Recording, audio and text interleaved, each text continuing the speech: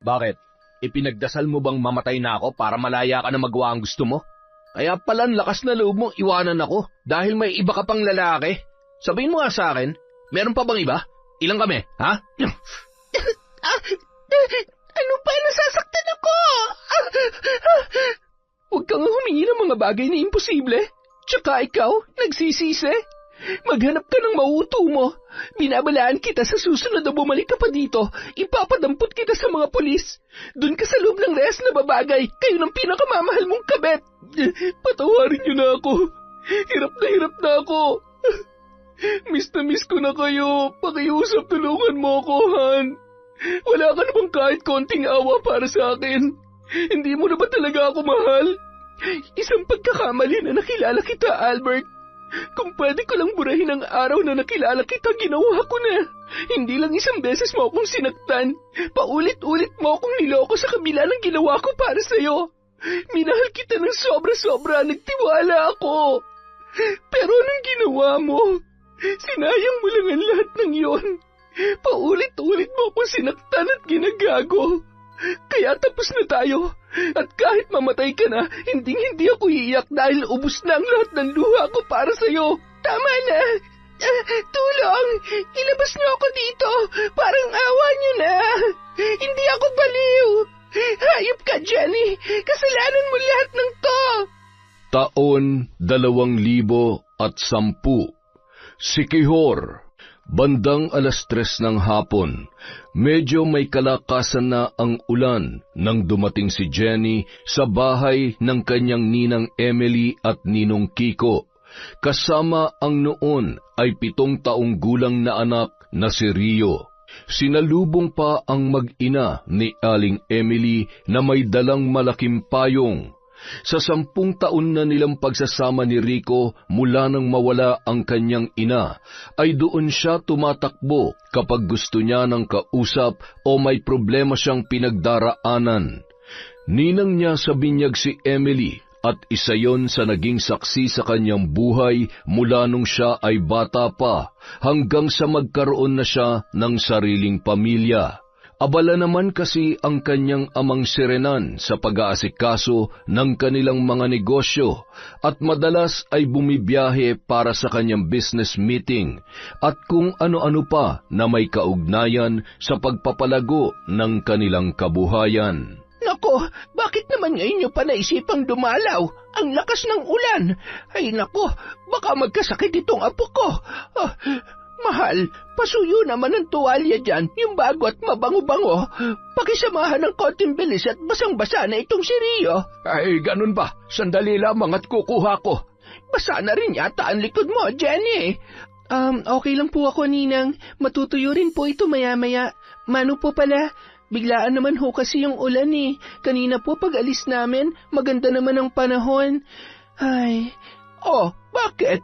Alam mo, ikaw, Jenny, kinakabahan ako sa'yo kapag dumadalaw ka. May problema ba? Nag-away na naman ba kayo ni Albert? Anak, punta ka muna sa lolo Kiko mo. At heto, may dala kong ekstrang damit. Palitan mo yung damit mo, ha? Magpapunas ka ng maayos. Okay po, Mami. Lolo Ninong? Lolo Ninong? Ay, napaka-cute ng apo ko. Ano, kumusta ka? Alam mo, hindi ka pa nagsasalita eh. Basang-basa ko na yung mga mata mo. Anong kalokohan na naman ang ginawa ng magaling mong asawa, ha?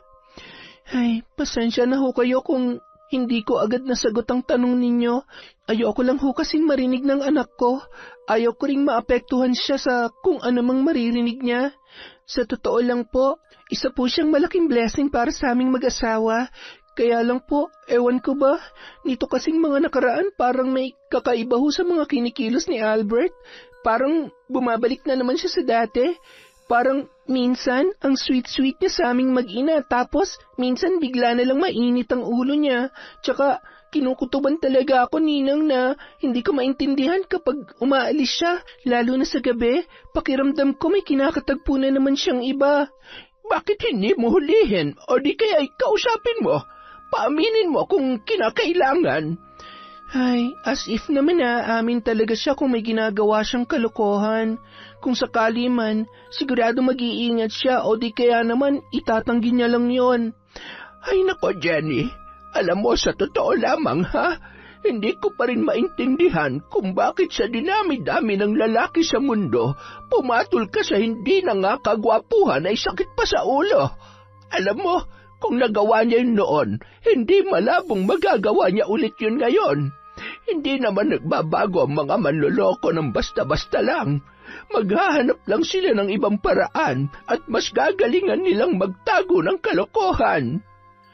Habang nag-uusap ang dalawa sa balkonahe, ay bigla namang lumabas ang asawa ni Aling Emily na si Mang Kiko at narinig ang kanilang pinag-uusapan. Mukhang seryoso yung pinag-uusapan ninyo, seryoso talaga.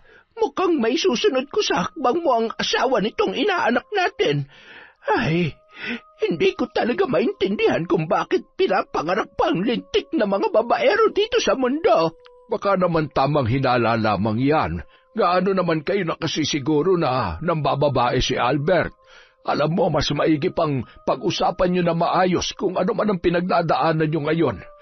Ay, Diyos ko, ako ang kinakabahan sa mga payo nitong ninang mo Mahal, huwag mo namang gawin sa kanyang ginawa ang ginawa ko sa iyo. Bakit hindi kung kinakailangan? Ano naman kung manlupaypay din at mawalan na ng silbi ang sandata niya katulad mo? Hindi ba yun lamang ang nakapagpatigil sa iyo sa lintik na pambababae mo noon? Ay siya, bahala na nga kayo dyan mag-usap. Hindi na nga ako makikialam at baka ako pang mapag-initan mo. Talagang lamayo-layo ka sa akin at kapag naalala ko pa kung gaano mo ko pinagtaksilan noon ay talaga namang nandidilim ang paniking kung lintik ka. Ay nako, ang problema sa inyo mga babae, kahit ilang dekada na nakalipas, ng kasalanan namin ay talaga namang binabalik-balikan nyo pa. At talagang kami pa ang may kasalanan ngayon. Hindi kami magkakaganito kung hindi kayo gumagawa ng kalokohan. Hindi nyo ba alam kung paano kami minumulto ng mga gabing hindi nyo kami pinapatulog dahil sa sama ng loob? Bantayan mo na lamang na maayos si Rio at huwag ka nang makisawsaw sa usapan namin. Hey! Kibit-balikat na lamang na pumasok si Mang Kiko sa kanilang kwarto, kung saan abalang naghahanap si Rio ng palabas na kanyang panonoorin. Patuloy naman sa pagkukwento si Aling Emily kung paano siya pinagtaksilan ni Mang Kiko. Ninang, kalma lang po. Pasensya na, uminit tuloy ang ulo nyo. Ikaw naman, hindi ka pa nasanay sa amin na ninong mo. Isa pa, okay lang naman ako. Matagal ko nang kinalimutan ang mga pagkakamali niya. At saka, dahil sa mga nangyari, may malaki rin akong kasalanan na nagawa. Binarang ko nga siya, hindi ba? Pero doon ko nalaman na tapat ang pagmamahal niya sa akin. Dahil kita mo naman, hanggang sa ngayon ay napanghawakan naman namin ang aming sumpaan. Mag-aaway lamang kami, ngunit hindi naman maghihiwalay.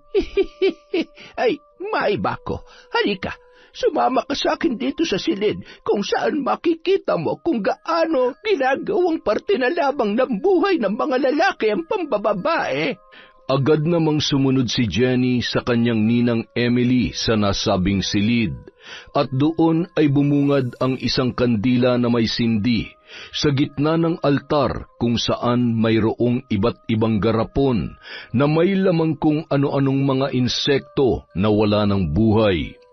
Kung pagmamasdan ng mga yun ay buong-buo pa, maging ang mga galamay kahit matagal nang nakababad sa langis. Pumukaw naman ng atensyon niya ang mga larawan na nakatusok sa iba't ibang parte ng katawan ng isang lumang manika. Nakikita mo bang mga pagbumukang yan? Karamihan sa mga yan ay mga lalaking hindi makontento sa isa. Ang iba naman ay mga lalaking tumakbo sa responsibilidad nila at higit sa lahat ay ang mga mapagsamantala, mga manloloko. Ito naman mga babae, mga walang hiya at makakapalang muka na manira ng pamilya. Ninang, ano pong nangyari sa mga yan?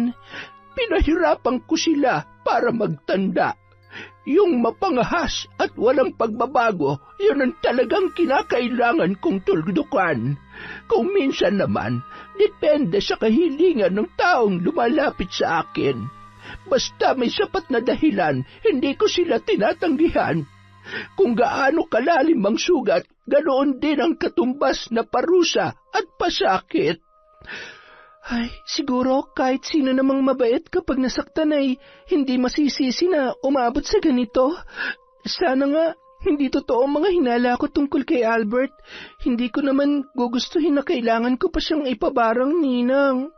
Gusto kong lumaki si Rio na nakikita niya ang halaga ng isang pamilya. Tama ka naman dyan. Huwag kang padalos-dalos sa mga desisyon mo at lalong huwag ka munang magbibitaw ng salita hanggat hindi mo napapatunayan na nambababae o anuman ang kinalolokohan niya ngayon. Pero ihanda mo ang sarili mo sa kung anumang posibilidad. Alam mo naman, madalas hindi tayo pumapalya pagdating sa ating mga hinala. Yun nga pong ikinakatakot ko, Ninang eh. Ganitong-ganito kasi ang naramdaman ko noon nung nambabae siya. Kaya ewan ko ba? Huwag naman sana. Dahil hindi ko na siya bibigyan pa ng isang pagkakataon, Ninang. Hindi na talaga. O ay siya, pumunta muna tayo sa kusina nang makapagmerienda man lamang. Siguradong nanonood yung dalawa ng paboritong palabas ng anak mo. Ay nako, yan din ang madalas na pinagkakaabalahan ng ninong mo. Ay, pasensya na ho kayo. Kung bihira lang talaga kaming makapasyal dito. Siya nga po pala, ipinag-grocery ko nga po pala kayo, Ninang. Nasa likod ho ng sasakyan, baka ho makalimutan ko. Ay, thank you, Ninang ah. Medyo nakakagaan din ho talaga ng loob kapag may nakakausap akong ganito. Wala eh, busy lagi si Daddy sa mga business trip niya. Eh, salamat. Ikaw talaga nag-abala ka pa. Mula noon hanggang ngayon ay hindi pa rin talaga tumitigil sa pagpapayaman ng Daddy Renan mo. Sa bagay, yan na lang ang paraan niya para malibang. Napakasipag niya talaga at humahanga ako dahil kahit maagang nawala ang mami mo, ay hindi talaga nag-asawa ulit ang daddy mo. Totoo po yan. Buti na nga lang po at ipinagkatiwala niya na kay Albert ang pamamalakad sa negosyo habang wala siya. Ako naman, parang gusto ko na ulit bumalik sa pagtatrabaho dahil malaki naman na po si Rio. Gusto ko kasing matutukan ng kumpanya at makatulong din kay Daddy. Sayang din naman ang pagiging accountant ko kung hindi ko gagamitin. Ay, tama ka dyan, Jenny. Ituloy mo ang buhay mo. Hindi pwedeng dahil nag-asawa ka na at yan ang gusto ni Albert ay susundin mo na lamang basta-basta. Hindi natin alam kung anong pwede mangyari sa mga susunod na araw, buwan o taon. Huwag mong ikukulong ang buhay mo at pangarap mo para lamang sa lalaki. Kung mahal ka niya, hahayaan ka niyang gawin ang mga bagay na gusto mo at nakasanayan mo. Yun din po ang ikinakatakot ko. Alam niyo naman ho na ayaw niya magtrabaho ko dahil lagi niyang dinadahilan si Rio. Sabi niya nga kailangan ako ng anak namin at kaya niya namang mag-provide para sa amin. Yun ba talagang dahilan niya? O ginagawa niya lamang yan para hindi mo masilip ang mga kalokohan niya? Ay, yan na nga rin po talagang sumasagi sa isip ko eh. Baka mamaya nasa kumpanya lang pala yung umaasa asawa ko. Ay, kumilos ka na bago pa mahuli ang lahat. Huwag na huwag ka magpapaloko sa asawa mo. Hindi yung katanggap-tanggap. Maupo ka muna. Tatawagin ko yung maglolo sa kwarto. Nagluto kasi ako ng bilo-bilo kanina. Sandali lamang, ha? Ako na hong tatawag sa kanila para makapaghain na kayo. Nakangiti si Jenny na tumungo sa silid kung saan nanonood ng TV sina Mang Kiko at Rio. Ninong, Rio, anak, magmerienda na daw po muna tayo. Nagluto si Lola ng paborito mo. Yay! Nagugutom na po ako. Sakto. Kita mo na. Gutom ka na pala, apo. Sana'y sinabi mo para nabigyan na kita ng pagkain. Okay lang po, Lolo Ninong. Mas masaya po kasing manood kasama kayo eh. Ay nako, talaga namang uunahin ng panonood kesa sa pagkain, anak. Sorry po, Mami. I love you po, Mami. Ang ganda-ganda niyo talaga. Ay sus, Talaga namang bobolahin pa si Mami para lang hindi mapagalitan? Matapos magmerienda ang mga yon, ay napasarap pa ang kwentuhan at paglalaro ni Rio at ng kanyang lolo Ninong na si Mang Kiko. Bandang 7:00 na ng gabi nang tumila ang ulan, kaya naisipan na ng mag-ina na umuwi. Anak, uuwi na tayo. Magpaalam ka na kay Lolo Ninong. Baka nasa bahay ng daddy mo. Magwo-worry yun. Hindi pa naman ako nakapagpaalam. Pero Mami, naglalaro pa po kami ni Lolo Ninong. Ay nako, tingnan mo nga naman. Nakasanayan niya ng Lolo Ninong at Lola Ninang. Oo nga po, yan po kasi madalas na naririnig niyang tawag ko sa inyo. Babalik na lang tayo dito, anak. Baka kasi lumakas pa ang ulan eh. Babay po, Lolo Ninong. Huwag ka na malungkot, apo. Gagabihin na kasi kayo ng mami mo sa kalsada. Delikado, baka biglang lumakas pa ang ulan. Huwag ka mag-alala, babalik naman daw kayo dito, hindi ba? Tumango-tango na lamang si Rio at mahigpit na yumakap kay Mang Kiko. Pagkatapos ay lumapit na yon sa kanyang mami Jenny. Bahagya pang nakayuko si Rio na tila ba naiiyak. Hinalikan naman yon sa pisngi ng kanyang lola Emily at iginiya na sila palabas ng bahay. Agad naman inabot ni Jenny ang grocery sa kanyang ninang. Kiko, kunin mo nga ito't mabigat. Siya, mag-iingat sa pagmamaneho, Jenny, ha? Kung kailangan mo ng kausap ay nandito lamang ako. Pwede kang pumunta anumang oras. Salamat po, Ninang. Alis na po kami. Ninong, bye po. Mag-iingat din po kayo palagi. Maayos naman ang lagay ng panahon hanggang makarating ang mag-ina sa kanilang bahay. Mahigit 1 oras din ang kanyang dinrive. Tulog na si Rio sa biyahe at halatang napagod sa paglalaro. Nak, gising na. Nandito na tayo. Hindi ka na kayang kargahin ni Mami. Sakto naman lumabas si Albert na bihis, hawak ang susi ng kanyang sasakyan. Oh, Han, nandito na pala kayo. Saan ba kayo galing? Bumisita kami kina Ninong at Ninang. Pasuyo naman sa anak natin, oh. Hindi ko na kayang kargahin eh. Gisingin mo na lang, Han. Puti pa naman tong damit ko. Baka madumihan ng sapatos. Nagmamadali rin kasi ako eh. Malilate na ako sa meeting namin. Bakit naman lagi na lang gabi ka nakikipag-meeting?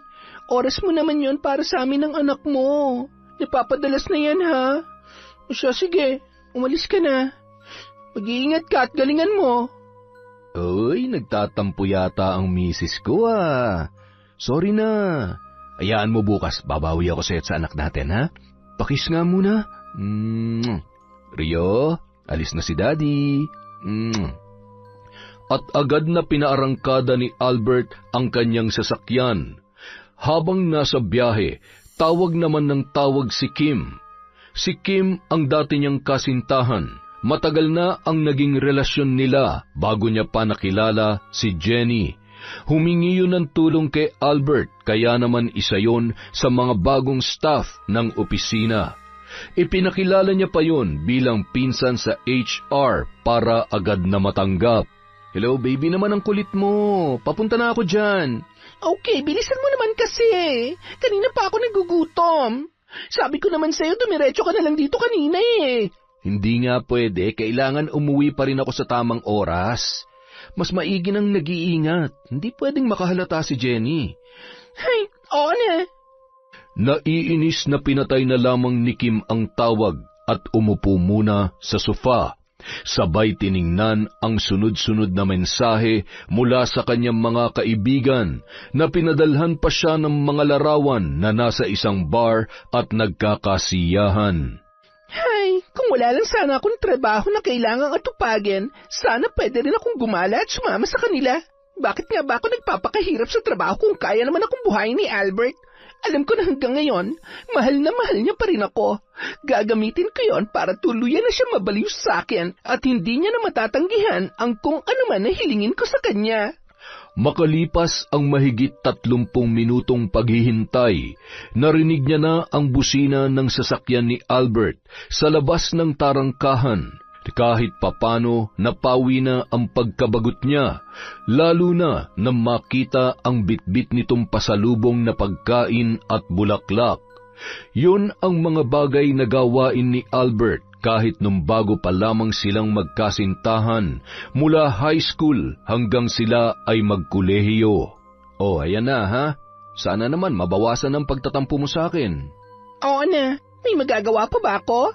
Agad nang pumasok sa loob ng bahay ang dalawa at pansin na pansin pa rin ni Albert ang nakasimangot na muka ni Kim. Sorry na, huwag ka nang sumimangot. Hindi ba dapat sinusulit lang natin ang mga oras na magkasama tayo? Kim, huwag mo sanang iisipin na mas matimbang siya sa akin.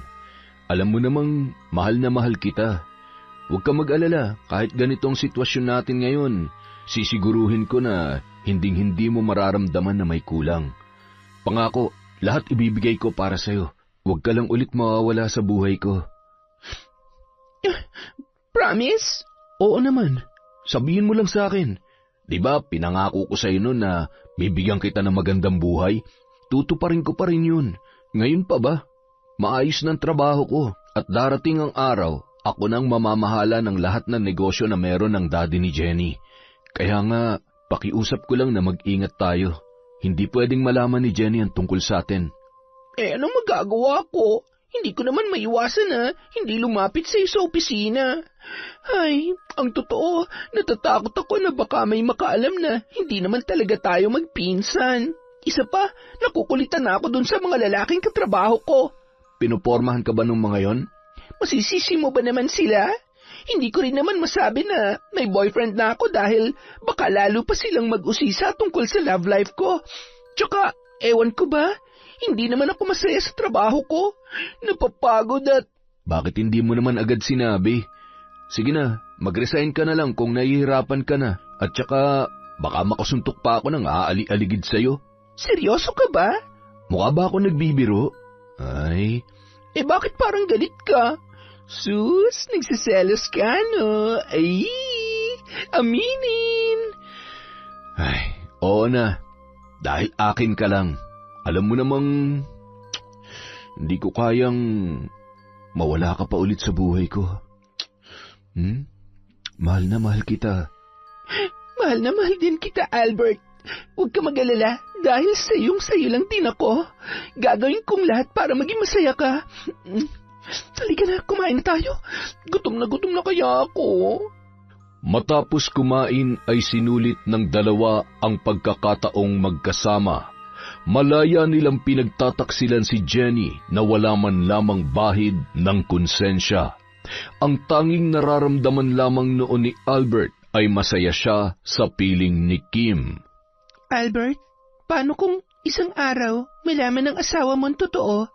Anong gagawin mo? Bakit mo naman naisip yan? Nag-iingat ako at nasisiguro ko na ni Katiting ay hinding-hindi siya maghihinala. Tsaka, mahal na mahal kaya ako nun. Kung nagawa niya na akong patawarin noon, magagawa niya pa rin akong patawarin ng paulit-ulit. Kung sabagay, mukha namang napakabait ng Jenny na yon. Ay, hindi ka ba nakukonsensya? Ay, ano ba namang mga tanong yan? Matulog na nga tayo. Pinagod mo na nga ako tapos nakaka-stress pa yung mga tanong mo. Ilang oras na lang, kailangan ko na namang umuwi sa mag-ina ko. I love you. I love you too, Albert.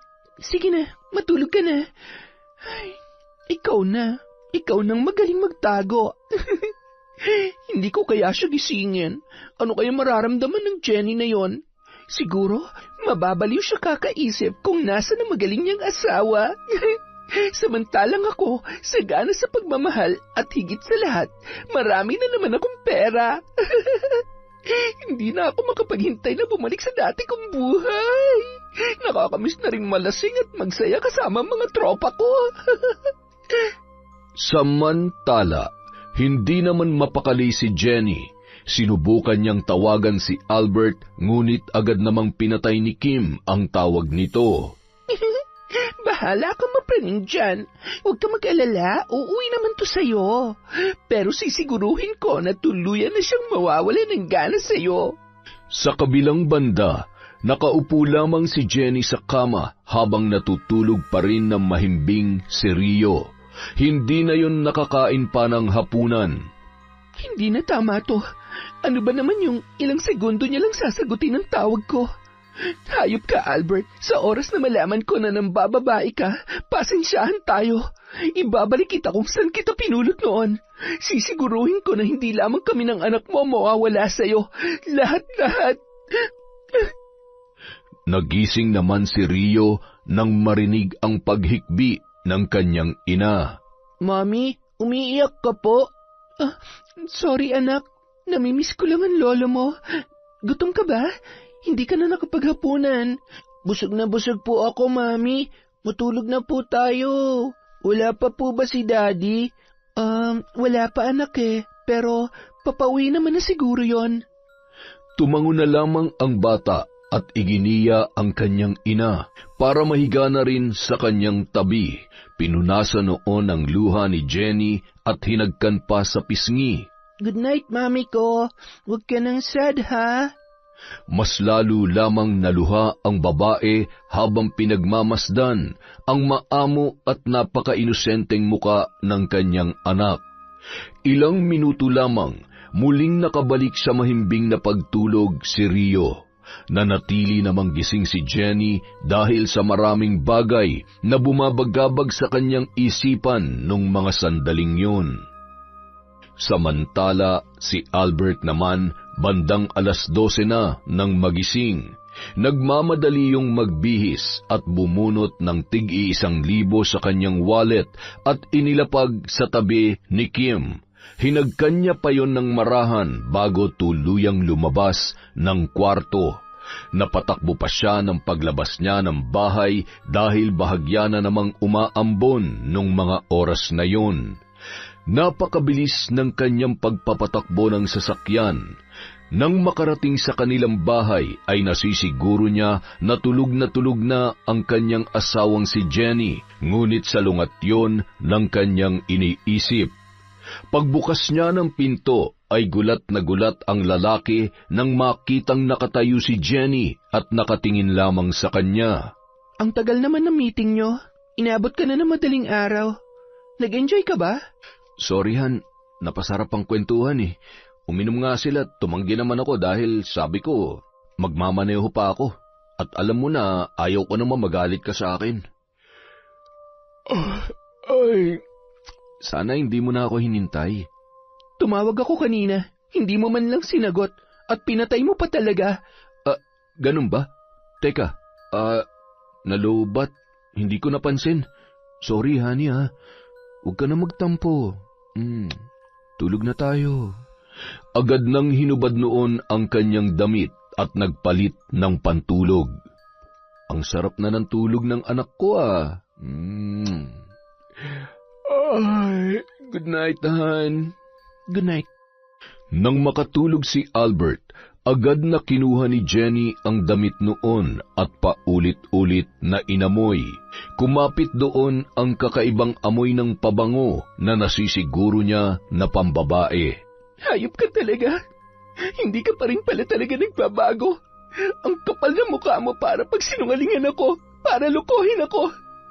Malalaman ko rin kung sino yung babaeng yon. Humanda kayo sa akin. Napakasama mo. Kinaumagahan, nagising na lamang si Kim na wala na sa tabi niya si Albert. Sa halip ay nakita niya ang pera. Kaya naman agad siyang napabalikwas at masayang kinuha at binilang yon. Ang dami nito ha. Sa wakas makakagimik na ako mamaya. Oh, thank you baby. I love you. Napakaswerte ko talaga. Samantala, nung araw ding yon, nakipagkita si Jenny sa isang private investigator para sundan at alamin ang katotohanan sa likod ng kanyang paghihinala sa asawa. Tumungo rin siya sa bangko at humingi ng statement of account at doon niya nalaman na ilang buwan na ring halos doble at triple pa nga ang nababawas na pera sa kanilang ipon sa bangko. Doon lalong nadagdagan ang galit ni Jenny at hindi na makapaghintay pa na malaman kung anuman ang tinatago ng kanyang asawa. Tinawagan niya rin ang isa sa mga matalik niyang kaibigan sa HR office at doon niya nalaman ang tungkol sa pinsan di umano na ipinasok ni Albert bilang staff ng kanilang opisina. Isang gabi. Bakit hindi ka pa naliligo? Naliligo? Anong ibig mong sabihin? I mean, wala ka bang lakad ngayon? Wala bang meeting with investors o kung sino mang dapat i-meet mo ngayon? Akala ko naman kung ano na. Ikaw naman, kung makapag-react, akala mo naman, meron ka bang itinatago sa akin? Tinatago? Teka, ano ba talagang pinupunto mo? May hindi ka ba sinasabi sa akin? Ano ka ba naman? Ako ba ang may kailangang sabihin? Ay, masaya lang ako na wala kang lakad ngayon para naman may oras tayo. Alam mo na, matagal na rin tayong hindi nag-uusap ng masinsinan. Han, namimiss lang naman kita. Maupo ka nga muna dito sa tabi ko.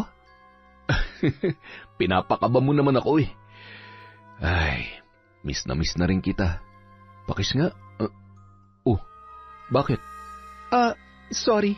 May naalala lang ako. May itatanong nga pala ako sa'yo. Ano kasi may naikwento sa akin yung head ng HR department tungkol sa pinsan mo na babae na ipinasok mo ng trabaho. Hindi mo nabanggit sa akin yon. May pinsan ka pa ba na hindi na ipapakilala sa akin? Si Kim. Naikwento pala sa'yo ni Jeff? Siguro sa dami ng ginagawa ko, hindi ko na nasabi sa'yo. Siguro nga.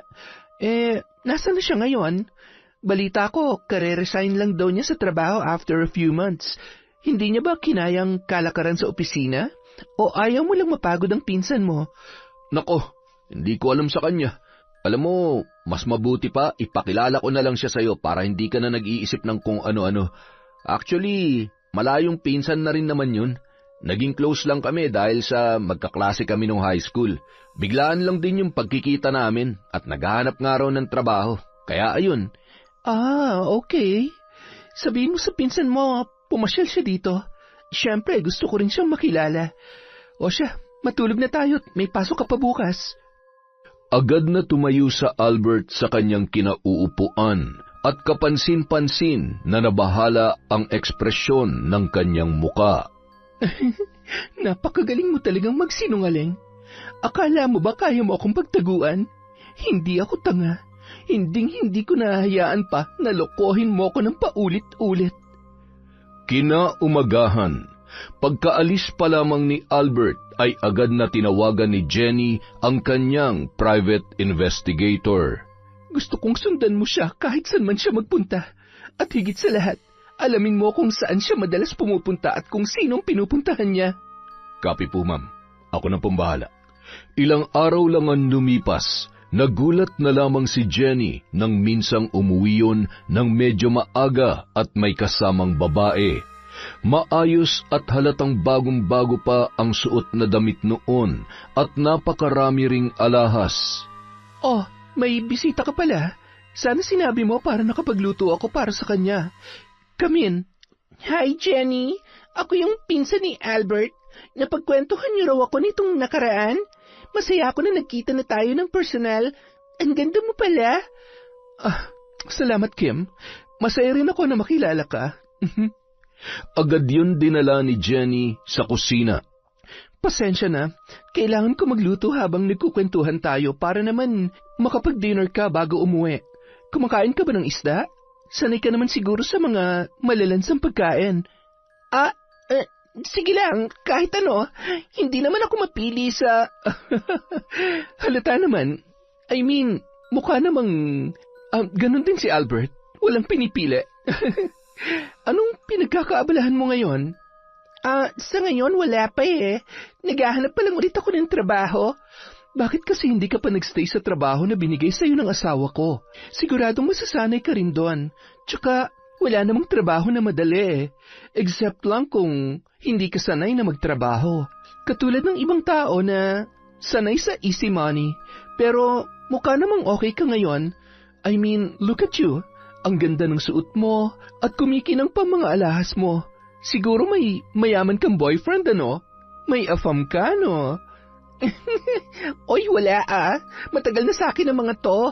Mga regalo ng kaibigan ko at ang iba naman, binili ko. Wala naman kasi akong iniintindi kundi ang sarili ko kaya nakakapag-invest ako for myself. Oh, really? That's nice. Dapat lang naman. Nanatiling kalmado si Jenny kahit na nanlalamig na ang kanyang mga kamay, dala ng pagtitimpi sa galit. Nang matapos magluto ay agad niya nang tinawag ang kanyang asawa. Tinulungan pa siyang maghain ng kanilang bisita. Ako na, Kim. Maupo ka lang dyan. Nasaan na ba si Albert? Han, halika na. Kain na tayo. Huwag mo nang gisingin si Rio at pinakain ko naman na yon bago siya nakatulog. Bakit sinaing na isda niluto mo? Alam mo namang... Ano ka ba? Gusto rin to ni Kim. Masarap naman to kahit medyo may pagkamalansa. Di ba gusto mo rin naman to? Oo. Albert, okay lang. Masarap kaya yan. See? Sige, kumain na kayo. Kumain kayo na marami. Huwag kayong mag-alala, masarap at wala namang lason yan. Matapos kumain ay bahagya pa silang nagkwentuhan hanggang nagpaalam na uuwi na si Kim at nagpresenta naman si Albert na ihahatid yon. Okay lang ba kay Jenny na ihatid mo ako?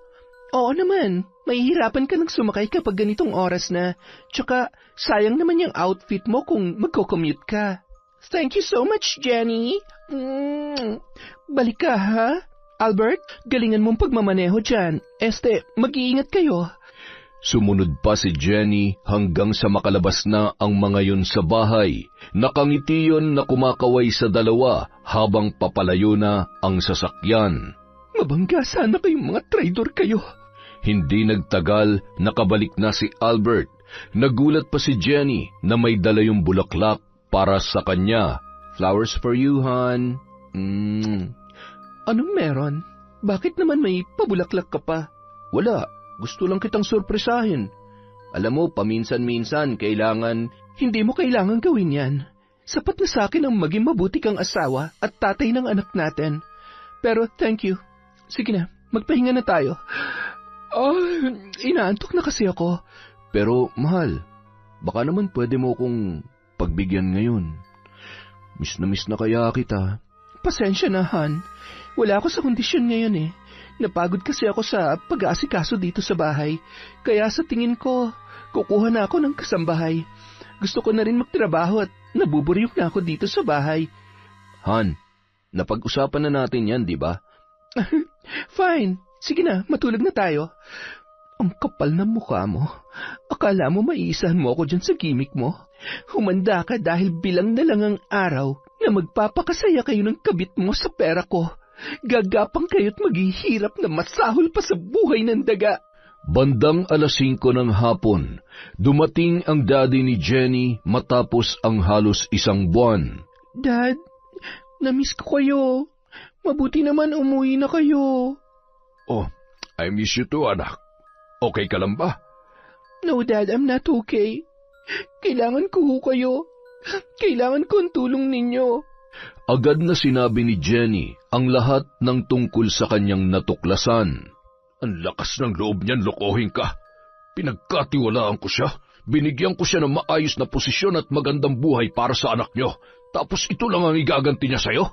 Isang malaking pagkakamali na traidorin ka niya. Tingnan lang natin kung saan siya pupulutin ngayon. Nauwi sa pagpaplano ang pag-uusap ng mag-ama upang turuan ng leksyon si Albert. Samantala, bago umuwi ng bahay, dumaan muna ang lalaki sa bahay ni Kim. Kung pwede lang na dito na lang ako sa tabi mo, ginawa ko na.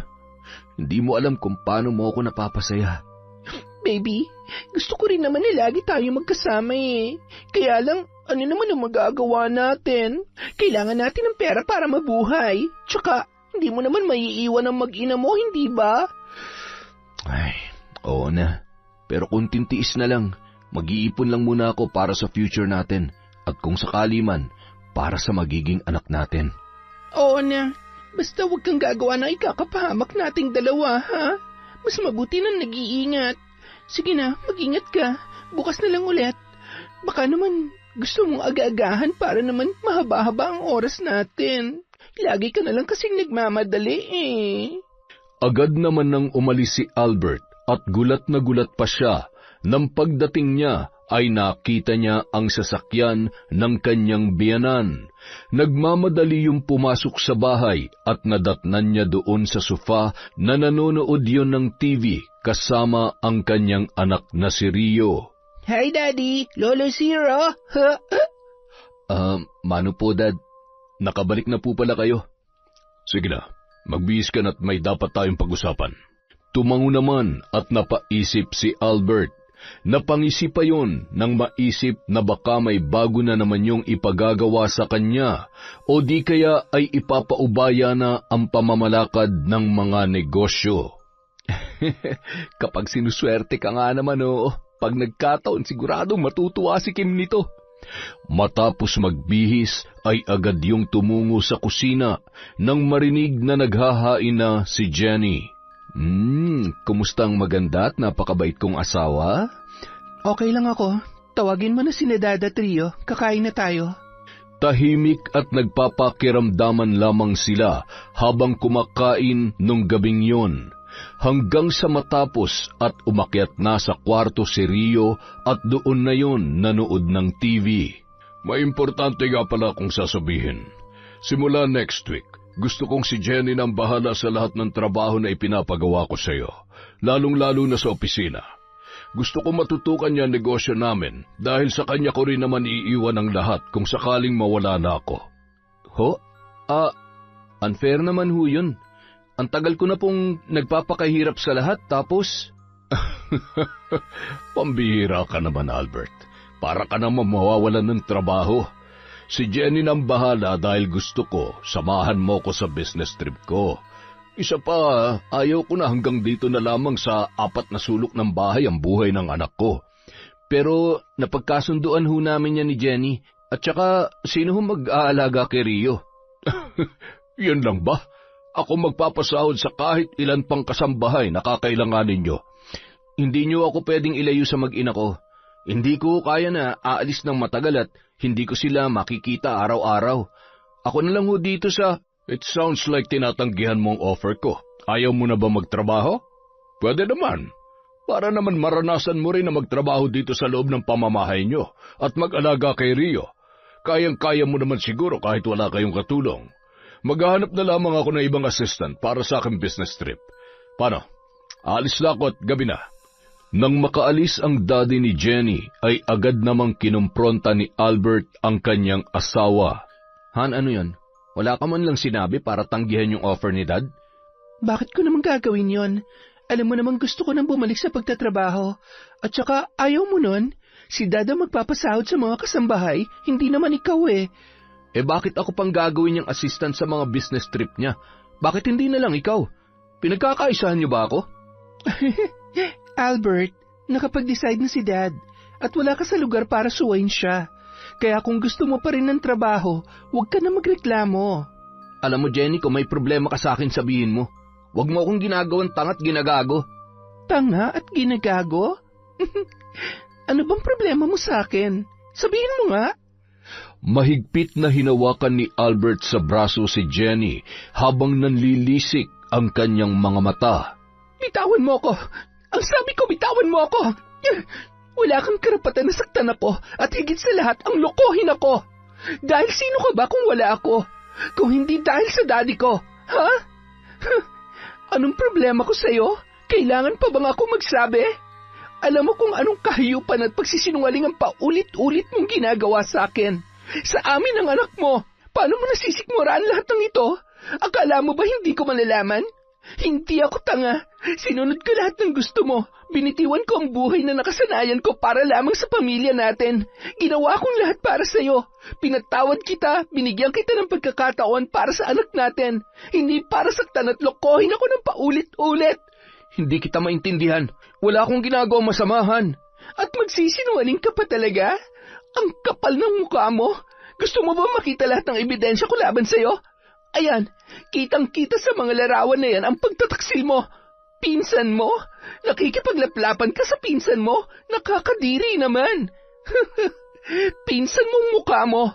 Kaya pala ang laki ng perang inilalabas mo buwan-buwan dahil may iba kang sinusustentuhan. May inaalagaan ka palang Disney princess. Ang galing! Han, let me explain. Please. Maraming beses ko na narinig sa'yo yan noon. Ano, magsasorry ka? Magpapakamatay ka kapag hiniwalayan kita? Hindi na uubra sa akin yan dahil walang lugar sa bahay na to ang isang sinungaling na tulad mo. Masaya ka sa kabit mo, hindi ba? Mahal mo siya, hindi ba? Pues magsama kayong dalawa. Pero itong tatandaan mo, lahat ng nawala sa iyo ngayon, baliwala pa yan. Dahil sisiguruhin ko na hindi ka na magiging masaya, lalong-lalo ng kabit mo. Ano pang hinihintay mo? Layas! Teka, sandali lang. Hindi mo nga pala pwedeng dalhin ng sasakyan. Wala kang dadaling gamit kundi ang suot mo. At yung cellphone mo, balato ko na lang sa'yo. Yung perang nasa wallet mo, limos ko na yan para sa'yo. Napakayabang mo. O di ikaw na anak mayaman. Akala mo ba magmamakaawa ako sa'yo? Gusto mo ba malaman ng totoo? Hindi kita mahal.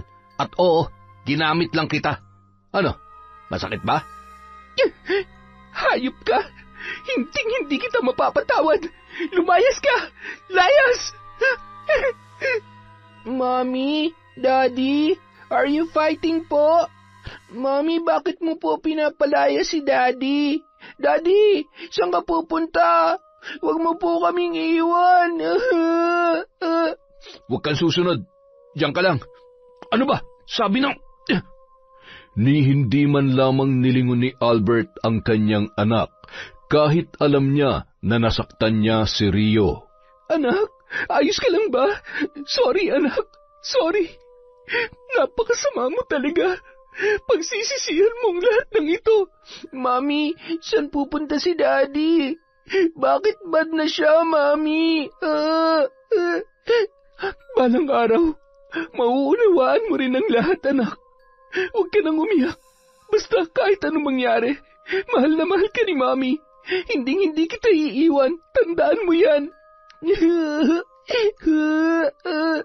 Sa kabilang dako naman, gulat na gulat si Kim nang biglang dumating si Albert.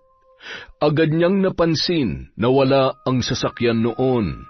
Ano bang nangyari? Nasaan yung kotse mo? Nasiraan ka ba? Pwede ba? Patuloyin mo nga muna ako. Stress na stress ako. Pagod at... Ay, buwisit. Buwisit? Ang alin? Ano ba nangyari? Huwag mo sabihin na... Oo, alam na ni Jenny ang tungkol sa atin. Pinagkaisahan nila ako ng daddy niya. Wala na akong trabaho, kotse at gamit. Ayan, cellphone na lang ang natitira sa akin. Ano? Hindi pwede. Paano tayo? Ha? Pera? May naitabi ka bang pera? Yung laman ng ATM mo, baka mamaya... Hindi imposible mangyari yan. Huwag ka mag-alala. Mag-a-apply na lang ako ng trabaho. Hindi naman kita pababayaan eh. Konting tipid-tipid lang muna tayo ngayon. Ay, nakakainis ka naman kasi eh. Hindi ka nag-iingat. Marami siyang ebidensya laban sa atin. Kaya mas mabuti pa, huwag na lang tayong gumawa pa ng eksena. At baka kung ano pang maisipang gawin nun. Baka mamaya ipakulong pa tayo nun. Kinaumagahan, maagang pumunta sina Jenny at Rio sa bahay ng mag-asawang sina Mang Kiko at Aling Emily. Agad naman napansin ng dalawang matanda na parehong matamlay at namumugto ang mata ng mag-ina. Ano ba nangyari sa inyo? Ang lungkot naman ng apo ko. Punta ka na sa lolo ninong mo at mag-uusap lamang kami ng mami mo. Napabuntong hininga, sabay na upo sa sofa si Jenny at agad na kinuha ang mga larawan sa kanyang bag. Iniabot niya yon sa kanyang ninang. Inang mahabagin, talaga namang totoo nga ang hinala mo. Ang kapal na mukha ng pangit na Albert na ito. At itong hipon na ito ay humanda sila sa akin. Ano bang gusto mong gawin ko sa mga ito, ha? Bigyan niyo ho ng sakit para hindi makapagtrabaho. At para naman makita niya kung anong klaseng babae ang kinalokohan niya. Tingnan ko lang kung anong gagawin ng mukhang pera niyang kabit kapag wala na siyang maibigay. Akala siguro nila ay matatakasan nilang kasalanan at kataksilan nila sa iyo, ano? Mga baliw. Ay, huwag ka nang malungkot. Kailangan mong maging matibay para sa anak mo. Wala kang ibang kakampi sa mga ganitong pagkakataon, kundi ang sarili mo. Bumangon ka at ipakita mo sa lalaking yon kung sino ang sinayang niya. At ipamukha mo sa kabit niyang yon kung saan siya nababagay. Hindi na rin nagtagal pa sina Jenny, lalo na't marami pa siyang dapat asikasuhin. Kaya naman ipinaubaya niya na lamang sa kanyang ninang Emily si Albert matapos niyang sabihin ang kanyang mga gustong mangyari. Pagsapit ng 6:00 ng gabi, bigla na lamang nakaramdam ng panghihina ang lalaki. Agad niya naman tinawag si Kim na noon ay nagbibihis. Bakit patawag ka ng tawag? Ano ba yon? Nagmamadali ako eh. Para akong nanghihina at nahihilo. Aalis ka? Oo, may usapan kami ng mga kaibigan ko. Hindi ako pwedeng malate. Pambihira ka naman oh. Gigimik ka pa, wala na nga tayong pera. Problema ba naman yon?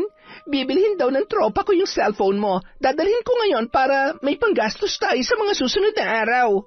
Ano? Bakit naman yung cellphone ko? Hindi ba pwedeng yung mga alahas mo na lang? Yan na nga lang ang natitira sa akin, di ba? Pwede ba? May buyer na ako kaya huwag ka nang kumontra. Nakakainis ka naman eh. Oo na, sige na. Huwag mong gagastusin lahat ng pera ha. Kailangan natin magtipid. Ang lamig. Tatrangkasuhin yata ako. O yan, may gamot pa yata dyan. Alagaan mo sarili mo. Hindi ako si Jenny at lalong hindi mo ako yaya, ha? Bye! Kim! Sandali! Kim! Bahala ka na sa buhay mo! Nakakainis ka! Makalipas ang 1 linggo, lalo lamang lumubha ang karamdaman ni Albert. Ni hindi man lamang inaasikaso ni Kim, lalo na't takot siyang mahawa sa sakit nito. Maraming pantal sa katawan ang lalaki at pabalik-balik ang mataas na lagnat. Kapansin-pansin rin ang biglaang pangangayayat noon at nanlalalim na mga mata. Hindi na rin yun makatulog dahil hindi man lamang dinadalaw ng antok. Hindi ko na kaya. Kim, dalhin mo na ako sa ospital. Maawa ka naman sa akin. Ano ba? Saan naman ako kukuha ng pampahospital sa'yo? May pera ka ba? Ay, tsaka, ano ba kasi nangyayari sa'yo? Bumalik ka na kaya sa asawa mo? Hirap na ako sa'yo eh. Pambihira ka naman oh. Dahil wala na akong pera, ganyan ka na sa akin. Minahal mo lang ba ako dahil sa pera? Yun lang bang dahilan kung bakit ka nakipagbalikan sa akin? Eh ano naman ang masama doon? Sino ba naman ang ayaw sa pera? Tsaka wala naman talaga ako magagawa para sa iyo eh. Wala naman akong trabaho.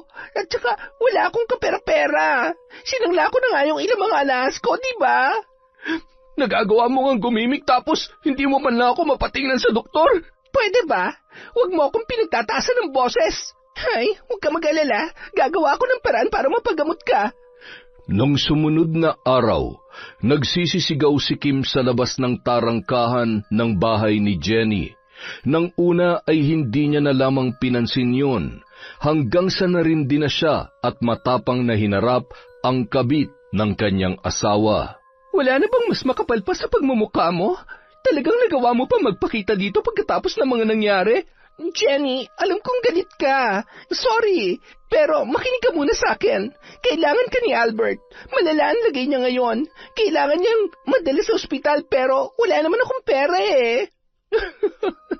Nagpapatawa ka ba? Gusto mo ba magbigay pa ako ng pera para maipagamot ang lalaking nanloko sa akin? At ikaw pa talagang... Grabe, ano? Bagay na bagay nga kayo. Pangamukhang pera. Wala ka man ng konting delikadesa dyan sa katawan mo. Maganda ka nga pero mukhang walang laman yung utak mo. Umalis ka na. Jenny, pakiusap naman. Maawa ka naman kay Albert. Asawa mo pa rin siya. Ano bang hindi malinaw sa sinabi ko? Ang sabi ko, umalis ka na. Aray, kailangan mo ba talaga akong itulak? Kulang pa sa iyo yan. Pero wala akong oras para makipag-away sa babaeng katulad mo, lalo na't dahil lamang sa walang kwentang lalaki na katulad ni Albert. Huwag ka nang babalik dito. Naintindihan mo? Gasgas ang tuhod at may banga sa siko nang umuwi yun sa kanilang bahay. Pinaghahampas niya ng bag si Albert. Ano ba? Bakit ka ba nananakit? Yan, tingnan mo. Kita mo mga yan? Kagagawan to ng asawa mo. Nakiusap lang naman ako sa kanya na tulungan ka. Pwiset! Bakit mo ginawa yun? Ano ka ba naman? Hindi ka ba nag-iisip? Ano akala mo sa akin, Bobo? Hindi mo ba nakikita? Dumidiskarte lang ako para sa atin. Para maipagamot ka. Yun ba talagang dahilan o gusto mong pagkakitaan pati itong lagay ko ngayon? Alam mo, sumusobra ka na eh. Paano mo nagagawa sa akin to? Ikaw pa may gana magalit? Hindi mo ba narinig yung sinabi ko? Gusto lang kitang tulungan. Kasi wala akong pera. Wala akong pampagamot sa'yo. Pero kung ako pang masama dito, di bahala ka na sa buhay mo. Alagaan mo mag-isa ang sarili mo. Kim, saan ka pupunta? Sandali. Huwag mo akong iwan dito. Kailangan kita. Kim, bumalik ka dito. Gumapang na lamang sa sahig si Albert hanggang sa may nahingan yon ng tulong. Abay, hindi biro ang lagay mo ngayon. Alam mo, may kakilala akong magaling na albularyo. Huwag ka mag-alala, papupuntahin ko siya dito. Maraming salamat po sa tulong ninyo. Hirap na po talaga ako, Manong. Pakiramdam ko po, hindi na ako magtatagal. Matapos matingnan ng albularyo si Albert ay nakumpirma nila na isinumpa at pinapahirapan nga siya ng isang mabagsik na mambabarang. Huwag kang mag-alala. Hindi naman gaano malakas ang sumpa na nakakabit sa'yo. Pero hindi natin hawak ang isip niya at ng tao nag-utos sa kanya para gawin sa'yo ito. Ano ang kailangan kong gawin para tuluyan akong gumaling sa sakit na ito? Hanggat maaari sana'y makuha mo ang kapatawaran mula sa taong nasaktan mo. Ang galit ang siyang nagpapalakas ng sumpa. Sumpa na maaari din magdulot ng kamatayan. Marami na ring namatay dahil sa barang. Bagay na sana ay hindi mo maranasan. Makalipas ang 3 araw na gamutan, nakaramdam ng lakas ng pangangatawan si Albert, kaya naman naglakas loob siyang magpakita kay Jenny. Jenny, papasukin mo ako, Han. Mag-usap tayo. Patawarin niyo na ako. Agad namang lumabas ang kanyang asawa at ngumisi nang makita ang nagmamakaawa na si Albert sa harap ng tarangkahan. Buhay ka pa pala? Ano ba't nanggugulo ka na naman? Wala ka ba magawa? Wala ka ng pera? Kaya gusto mo nang bumalik? Pinagsisisihan ko ng lahat. Kung talagang hindi mo na ako patatawarin, maiintindihan ko naman. Pero wag mo na sana akong ipabarang. Nagsisisi na ako. Magulo ang isip na umalis ang lalaki. Labis ang kanyang pagsisisi dahil sa kanyang mga nagawa. Inisip niya rin ng mga sandaling yon kung saan niya makikita si Kim matapos siyang layasan nito, hanggang sa maalala niya ang bahay ng mga magulang ng babae. Pinuntahan niya yon at hindi niya inaasahan ang kanyang nadatnan. Ano ba? Nakikiliti ako. Hayop ka? Sino ka, ha? Papatayin kita! Ay, tama na po. Hindi po ako lalaban. Agad na tumakbo ang lalaki dahil sa sobrang takot. Nagmamadali naman na nagtabing ng kumot si Kim at galit na nakatitig kay Albert. Ano bang ginagawa mo dito? Napakalandi mong hayop ka. Ano ba? Wala kang karapatang saktan ako. Hindi mo ako pagmamayari. Ano ba kasing ginagawa mo dito? Tsaka, paanong magaling ka na? Bakit? Ipinagdasal mo bang mamatay na ako para malaya kang magawa ang gusto mo? Kaya pala lakas na loob mong iwanan ako dahil may iba ka pang lalaki. Sabihin mo nga sa akin, meron pa bang iba? Ilang kami, ha? Ano ba? Nasasaktan ako. Akin ka lang, Kim. Akin ka lang. Ano ba? Bitiwan mo nga ako. Nasasaktan ako, hayop ka. Malakas na suntok ang pinakawalan ni Albert sa muka at sa sikmura ng kanyang kabit. Sabay kinuha ang gunting na nasa ibabaw ng isang tukador at tinutukan sa leeg ang dalaga.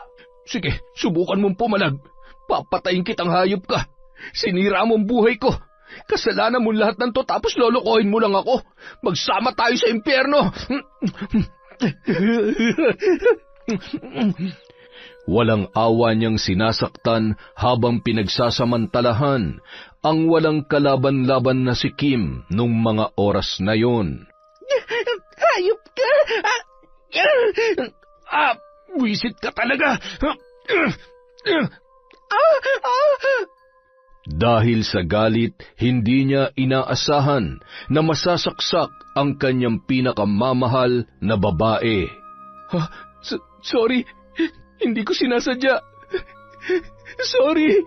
Si Albert din ang mismong humingi ng tulong para madala sa ospital si Kim at sumuko na rin siya sa mga pulis at inilahad ang buong pangyayari. Nakarating naman ang mga nangyari kay Jenny. Napangisi lamang siya at agad na umalis para puntahan si Kim sa ospital. Anong ginagawa mo dito? Masaya ka na? Nakaganti ka na sa lahat ng kasalanan ko sa'yo? Ops, wala akong sinasabing ganyan. Kinukumpirma ko lang kung maayos na ang lagay mo. Ano ba talagang sadya mo? Kung nandito ka para sumbatan o insultuhin ako, umalis ka na lang. Lalo na kung nandito ka para sabihin sa akin na bawiin ko ang kaso laban sa demonyo mong asawa. Demonyo pala eh. Bakit mo pinatulan? Hay, sure ka ba na hindi mo iatras ang kaso kahit pabigyan kita ng malaking halaga? 500,000. 1 million. Ayaw mo? 1 million? Kapalit ng... Seryoso ka ba? My God, ibang klase talagang mukhang perang to. Kanina lang gusto mo na akong ipagtulakan. Ngayon naman may ino-offer akong pera, nanlaki agad ang mata mo. Sorry, hindi ko gagawin yon. Wala naman na akong pakialam sa kanya kahit mabulok na siya sa kulungan. Gusto ko nga yun eh. Actually, nandito ako para makita mismo ng dalawa kong mga mata kung paano ka nakakarma ngayon. Hinding-hindi ka magiging masaya at gusto kong malaman mo na nag-uumpisa pa lang akong maningil. Bye! Impacta ka! Bumalik ka dito! Papatayin kita! Kung magagawa mo pa. Pagkagaling kay Jenny sa ospital, tumuloy naman siya sa kanyang ninang Emily. Salamat naman at nakakangiti ka na. Anong balita? Nakulong na ho si Albert at nasa ospital naman ang kabit niya. Talaga? Bakit? Ano nangyari? Ano pa nga ba? Nirape daw niya at muntik niya nang mapatay ang kabit niya. Nahuli raw kasing may kasamang ibang lalaki.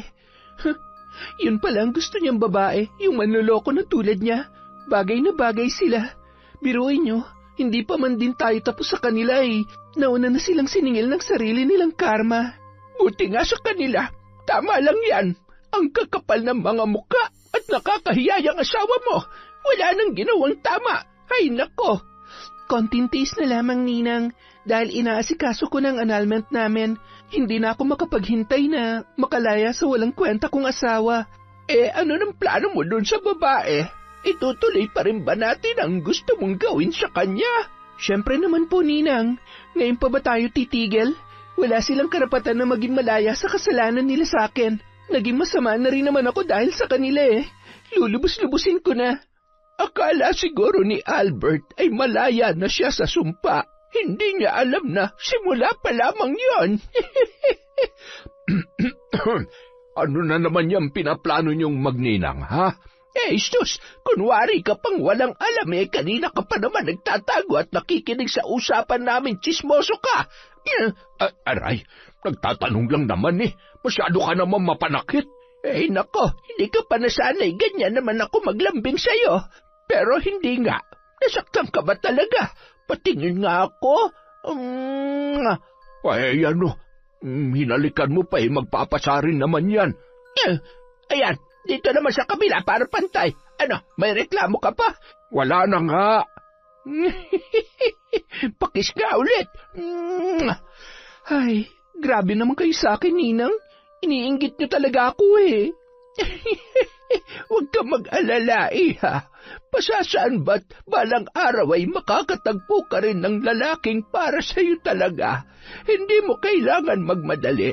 Hindi mo kailangang hilingin dahil kapag para sa'yo, darating yan sa tamang panahon at pagkakataon. Halika na, pumunta na tayo sa silid at nang maisagawa na natin ang ritual. Tahimik lamang sa isang tabi na pinapanood ni Jenny ang pambabarang ng kanyang ninang Emily kina Albert at Kim. Kinikilabutan man siya sa bawat salitang inuusal ng matanda, ay tiniis niya na lamang yun hanggang sa tuluyan ng matapos. Napatili pa siya nang makita ang mga bangaw na nagmumula sa isang garapon na pinalipad ni Aling Emily sa bintana upang maghatid ng sumpa. Makalipas ang isang linggo, habang palabas si Jenny sa building kung saan naroon ang kanilang opisina, nagulat na lamang siya nang biglang may sumugod sa kanya at sinabunutan nito ang kanyang buhok. Aray! Bitiwan mo ako! Ano ba? Ikaw? Ano? Magmamang-maangan ka pa? Hindi mo ba nakikita ang itsura ko? May kinalaman ka ba dito? Pinabarang mo ba ako? Sumagot ka! Oh, bagay naman sa iyo Buhay ka pa pero ang totoo nabubulok ka na dahil napakasama ng ugali mo. At pwede ba huwag mo akong hahawakan? Nakakadiri ka! Sumusobra ka na! Napakasama! Tumawag kayo ng ambulansya at ipadala sa mental hospital ang babaeng ito. Bilisan nyo! Yan ang dapat sa'yo. Bakit ako maaawa sa tulad mong wala namang konsensya? Magdusa ka sa lugar kung saan ka nararapat. Nang magkamalay si Kim, napapalibutan na siya ng mga babae na magugulo ang buhok at nakasuot ng gown na kulay puti. Lahat ng mga yon ay tumatawa, umiiyak at dinuduro-duro siya. Inaapak-apakan siya roon na parang basahan at sinasabunutan hanggang sa magkaputol-putol ang kanyang buhok. Tama na! Tulong! Ilabas niyo ako dito para kaawa niyo na! Hindi ako baliw! Hayop ka, Jenny! Kasalanan mo lahat ng ito! Matapang ka pa, ha? Patayin natin ang babaeng ito! Kabit ka! Kabit! Baho-baho mo, kadiri ka! Makalipas ang isang taon, muling nagkita sina Jenny at Albert. Han, maraming salamat. Si Rio, gusto ko makita ang anak natin. Kasama mo ba siya? Kung iniisip mo na nandito ako para dalawin ka, asa ka. Nandito ako para sabihin sa'yo na annulled na tayo. Hindi na kita asawa. Malaya na ako. Kahit anong gawin mo, mawala man ang bisa ng kasal natin, ako pa rin ang tatay ni Rio.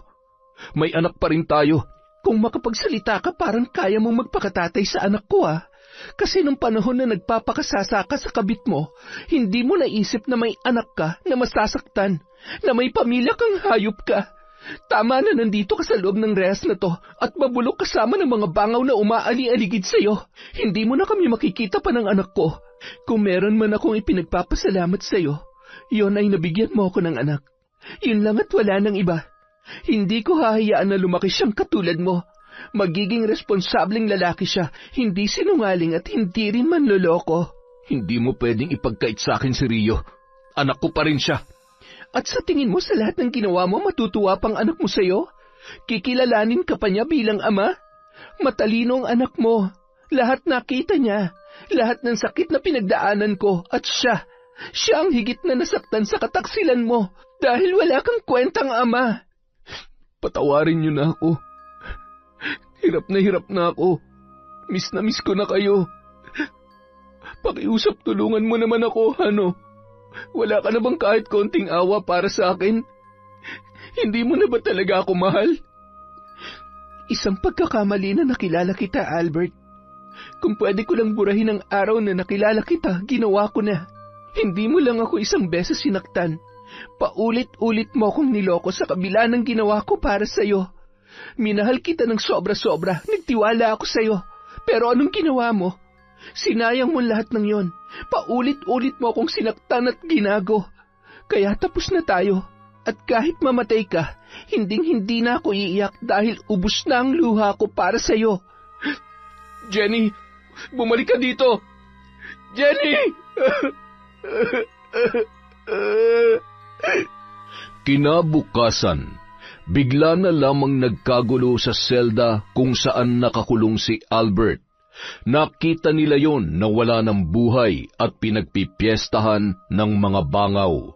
May mga uod na kulay puti at itim na lumalabas sa kanyang tainga at ilong.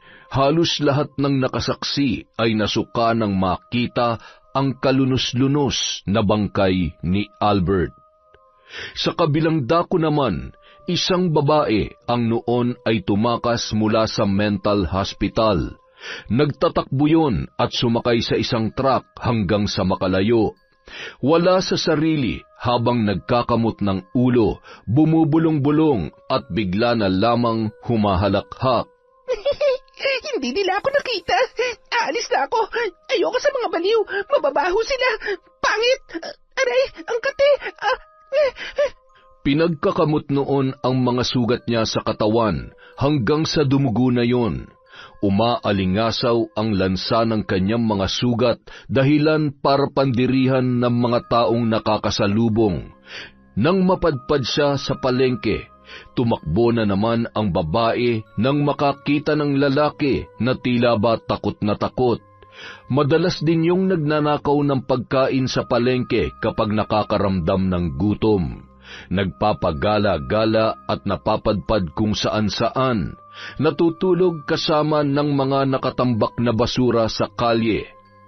Makalipas ang ilang taon, mas lalong lumago at naging mas maayos na ang takbo ng negosyo ng pamilya ni Jenny dahil sa kanyang husay at dedikasyon sa trabaho. Maging ang mga empleyado nila ay tuwang-tuwa sa kanyang pamamalakad, lalo na ang kanyang ama na noon ay nagpapahinga na rin at ipinagkatiwala na ang lahat sa kanyang nag-iisang anak. Congratulations, anak. Sobrang ipinagmamalaki kita. Hindi mo ko binigo at ipinakita mo sa akin na talaga namang may pinagmanahan ka. Maraming salamat sa lahat ng tulong niyo, Dad. Hindi ko naman magagawa to kung hindi dahil sa inyo eh. At syempre, sa taong laging nandyan para tulungan ako. Jeff, salamat ha. Walang anuman.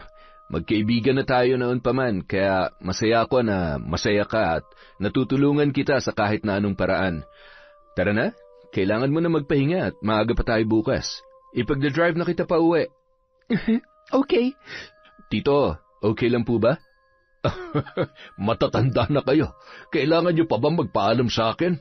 At saka alam ko naman na mabait ka. Hindi katulad nung... Dad, kalimutan na natin yon. Tapos na tayo dyan. Umuwi na rin ho kayo. Sa lahat ng nag-resign na o nag-retire, kayo yung araw-araw nandito pa rin sa office. Masaya lamang ako nakikita ko ang mga empleyado natin sa araw-araw. Alam mo naman na pamilya na ang trato natin sa kanila. Oh, sige po. Mag-iingat po kayo sa pagmamaneho pag-uwi, ha? Bye, Dad. I love you. I love you too, anak. Jeff, alagaan mo yan, ha? Yes, Tito. Masayang nagkukwentuhan ang dalawa habang nasa biyahe. Panay naman ang iwas ni Jenny sa mga pasaring ni Jeff sa kanya. Batid niya kasi na nahuhulog na rin ang loob nito sa kanya. Nang makarating sa bahay ay agad naman silang sinalubong ni Rio at nang makapasok na sa loob si Jenny ay agad niyang kinausap si Jeff. Kahit hindi niyo po sabihin, alam ko po na may gusto kayo sa mami ko. Masaya na po siya ngayon. Kaya ko rin po siyang alagaan. Kaya kung sasaktan niyo lang po siya katulad ni Daddy, huwag niyo na lang pong ligawan si mami. Ayoko pong makita siyang nasasaktan ng iba. Ayoko na po siyang makitang umiiyak nang dahil lamang sa lalaki. Alam kong mahirap paniwalaan ng salita pero noon pa man, dalaga pa ang mami mo, mahal ko na siya. Hindi lang ako nagkaroon ng pagkakataon dahil naunahan ako ng daddy mo. Mahal ko siya, mahal na mahal. Gusto ko lang din maging masaya siya lalo at patunayan sa kanya na hindi lahat ng lalaki manloloko at sasaktan lamang siya. Naiintindihan ko po. Basta kapag pinaiyak niyo si mami, hindi ko po kayo mapapatawad. Kaya sana alagaan niyo siya at kung sakali man, huwag niyo po siyang sasaktan, Tito Jeff. Promise yan, Rio. Bahagya pang niyakap ni Jeff ang nagbibinata ng anak ni Jenny na si Rio. Natuwa siya na makita kung gaano nito kamahal ang kanyang ina. Makalipas ang 1 buwan. Ilang beses ko bang sasabihin sa'yo, Jeff? Masaya naman tayo bilang magkaibigan. Kapag naging tayo at hindi tayo nagkasundo, mauuwi sa hiwalayan? Masasaktan lang tayo. Isa pa, alam mo naman kung gaano kalala ang trust issues ko. Gusto mo bang mag-suffer dahil sa trauma ng nakaraan ko? Hay, yan ba talaga ang dahilan or hindi mo lang talaga ako kayang mahalin? Mahal mo pa rin ba siya hanggang ngayon? Jeff naman. Oo na, I understand. Mula ngayon, hindi na kita kukulitin. Baka mas mabuting lumayo na lang ako para hindi na ako nasasaktan at umaasa pa. Alam ko namang hindi ko mapapalitan sa buhay mo si Albert dahil siya ang tatay ng anak mo. Sige, mauna na ako. Good night, Jenny. Jeff, hoy! Ano ba? Bakit? Hindi mo naman ako mahal, di ba? Bakit mo pa ako pinipigilan? Sorry, hindi naman sa hindi kita mahal. Natatakot lang talaga ako. Natatakot? Bakit? Hindi ka ba naniniwala sa akin? Pangit ba ako?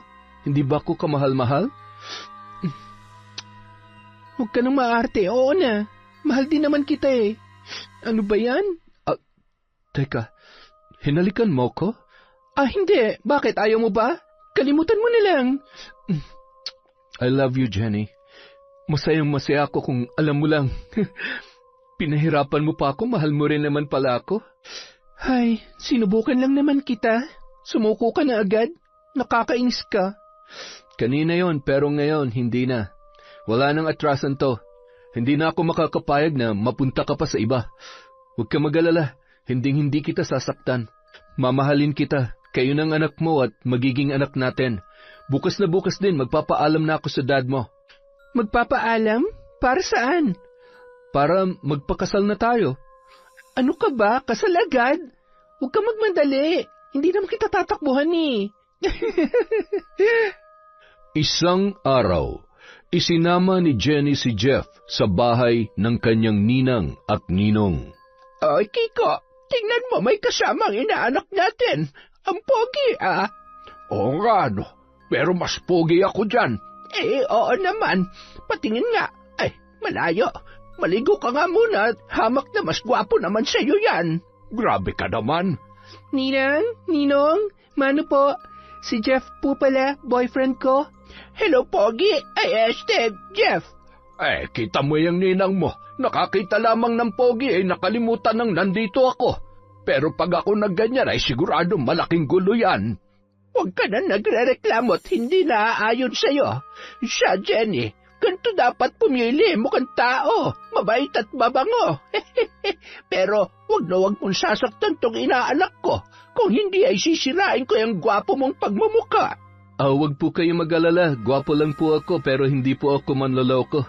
Karamihan po sa mga manloloko ngayon ay yung mga pangit pa. Huwag po kayo mag-alala. Kapag nagloko to, ibabalato ko siya sa inyo, Ninang. Jenny naman, sa'yo na lang yan. Akin lang to ninang mo na mahal ko. Pakis nga. Mamaya na, ipagtimpla mo muna ng kapitong Pogi at ang inaanak natin. Ay, naku. Yun, isa na naman pong malupit na kwento mula sa kwentong Enteng. Magandang araw po ng Sabado sa inyong lahat. Magpahinga po tayo at mag-iingat sa bagyo, lampas naman na. Maraming salamat po. Dahil dyan, meron tayong shout out. Simulan po natin kay Elma Arriba Madrigal. Hi po kay Desiree De Los Santos, kay Josie Aniban, kay Jade Guevara, kay Beth Mercado. Shout out po kay Jessica Rojas, kay Merly Fatalia, May Espiritu, Rain Large. Hi po kay Zara Gonzalez, kay Gemma De Ocampo, kay Lynette Reparado, kay Perry Utanis. Hi din po kay Ramona R. Sa Galedo Family. Hi kay Violet Dedicatoria. Magpagaling po kayo, prayers po para sa family nyo. Hi din po kay Rai, kay Ami Viray. Shout out kay Vilma Bautista, kay Resel Galope, kay Vicky Abut. Hello po kay Gay Somojo, kay Ashley Domingo, Maria Lee Nakagawa, Hilario Patra Jasmine. Hi po kay Aisha Makalindong. Hello kay Annie Plaza from Hong Kong. Hi kay Corazon Cacalda, kay Kimpoy Feliciano. Hi kay Mira from Batangas, kay Vilma Bautista, Angelina Ignacio, Crishea De Leon, Nena Diones. Hi po kay Arlene Alarte, kay Kim Seika. Hello po kay Nene ng Sitio Itaas Muzon, Taytay Rizal. Hello din po kay Tessie Alvarez, kay Arian Aquino na everyday nakikinig sa atin from Tolits Agri Farm. Hello din po kay Normia Badawi, kay Febe Ranyada, kay Filipina Palsario, Basic Anatomy, kay Karen Aquino, kay Robert Crimen, kay Jenny V. Suco. Hello po kay Edgardo Fontanilla, kay Jana Lopez Bachansila. Hello po kay Susan Manalo, kay Doris Estander. Shout out po kay Belen Baladhay, kay Emeline Makalundang, kay Lady Dam. Hi kay Alicia Laurio, kay Carolina Silorio, kay Jair Goles, kay M. Rose OFW. Hello po kay Purificacion Pasinoble, Shauma TV, bossing. Hi po kay Jem Rivas, kay Erlinda Gomez. Hi kay Nomer, kay Michael, kay Ram, kay Veronica, kay Jane, kay Lani, kay Trisha, kay Gab, Carmela, Santi of Madrid, Spain, from Leia Gawaran. Maraming salamat po sa inyo. Hi po kay Cliven Dubalan, kay Virgil Latore, Raquel Solomon, Elizabeth Dungka. Hi kay Chander de Guzman, kay Alma Naong. Shout out po sa mga marites ng Santa Maria, Bulacan, from Asher Guzman.